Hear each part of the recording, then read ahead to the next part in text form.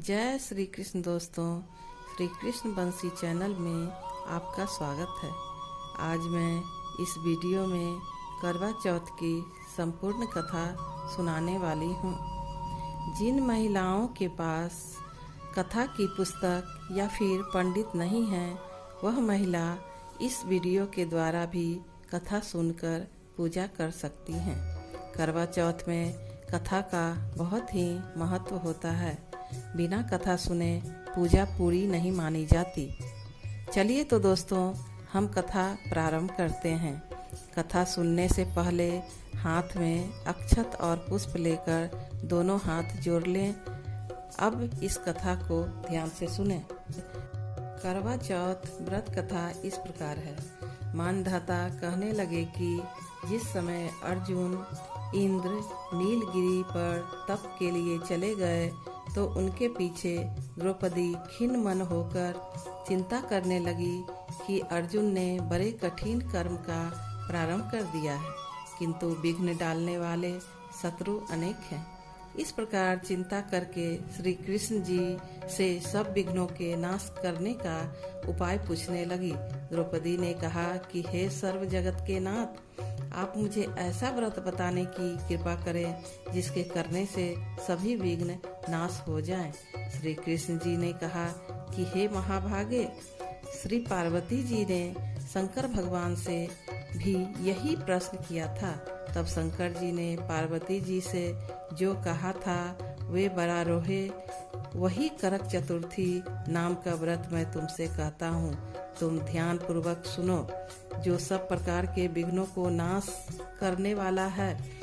श्री पार्वती जी ने कहा कि भगवान, यह करक चतुर्थी का व्रत किस प्रकार का है तथा उसका विधान क्या है, और पहले भी उस व्रत को किसी ने किया है? शंकर जी बोले कि पार्वती जी जो अनेक प्रकार के रत्नों से शोभायमान, चांदी और सोने के भवनों से भरे, विद्वान पुरुषों से सुशोभित, लोगों को वश में करने वाली दिव्य स्त्रियों से शोभ्यमान, जहाँ पर सदैव ही वेद ध्वनि होती है, ऐसे स्वर्ग से भी मनोहर परम रमणीक सुख प्रस्थपुर में एक वेद शर्मा नामक ज्ञानी ब्राह्मण रहता था। उसकी पत्नी का नाम लीलावती था। उसके महापराक्रमी 7 पुत्र और संपूर्ण लक्षणों से युक्त वीरवती नाम की एक कन्या उत्पन्न हुई। उनकी आंखें नील कमल के समान और मुख चंद्रमा के समान था। उसके विवाह के योग समय आ जाने पर वेद शर्मा ने एक वेद शास्त्र का ज्ञाता विद्वान ब्राह्मण को विवाह विधि से प्रदान कर दिया। इसके पश्चात वीरवती ने अपने भाइयों की स्त्री भौजाइयों समेत गौरी का पूजन किया। फिर कार्तिक कृष्ण चतुर्थी के दिन व्रत उपवास कर सायंकाल में स्नान कर सबों ने भक्ति भाव से वट वृक्ष का चित्र बनाकर उसके नीचे शंकर जी, गणेश जी और स्वामी कार्तिकेय के साथ पार्वती जी का चित्र बनाया। ओम नमः शिवाय इस मंत्र से धूप, दीप, गंध, पुष्प और अक्षत आदि से गौरी का पूजन किया। फिर शिव जी, गणेश जी तथा सडानन का अलग अलग पूजन करती हुई पकवान, अक्षत तथा दीप से युक्त 10 करवा और गेहूं, पिसान और गुड़ के बने हुए पकवान तथा और भी अनेक प्रकार के फल आदि भोज पदार्थों को अर्पण करके अर्घ देने के लिए चंद्रोदय की प्रतीक्षा करने लगी। उसी बीच में वह वीरवती वाला भूख प्यास से पीड़ा से मूर्छित होकर पृथ्वी पर गिर पड़ी।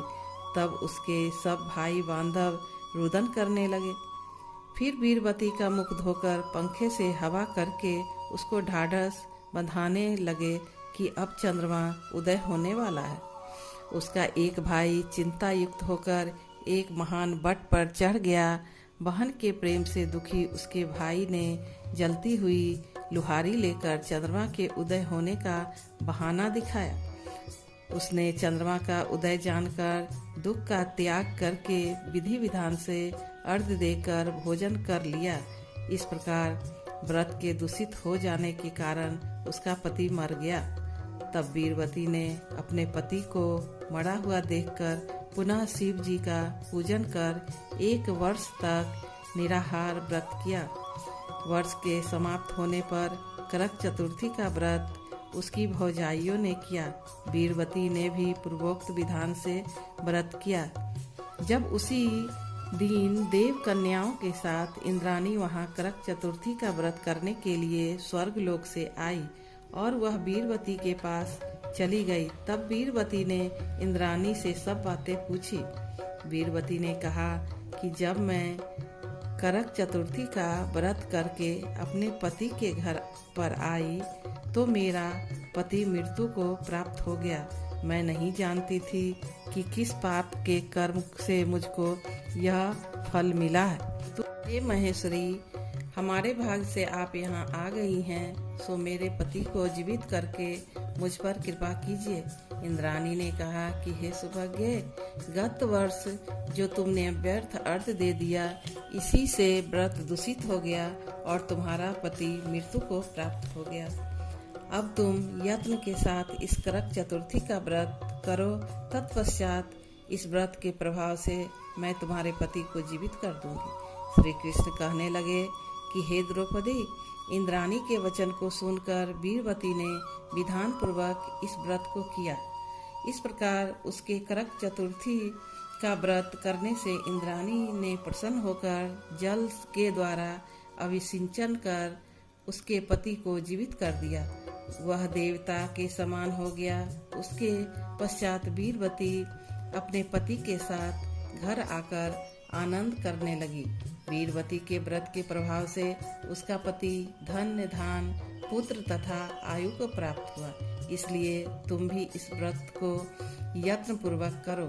सूत जी कहने लगे कि हे ऋषियों, इस प्रकार श्री कृष्ण के वचनों को सुनकर द्रौपदी ने इस करवा चौथ के व्रत को किया, जिसके प्रभाव से संग्राम में कौरवों को जीतकर अतुलनीय राज को प्राप्त किया, जिससे उनका सब दुख जाता रहा। तो दोस्तों, करवा चौथ की कथा यहीं पर समाप्त होती है।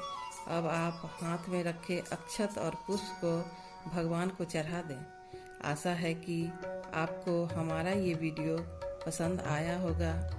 वीडियो को लाइक, शेयर और हमारे चैनल को सब्सक्राइब करना न भूलें। धन्यवाद।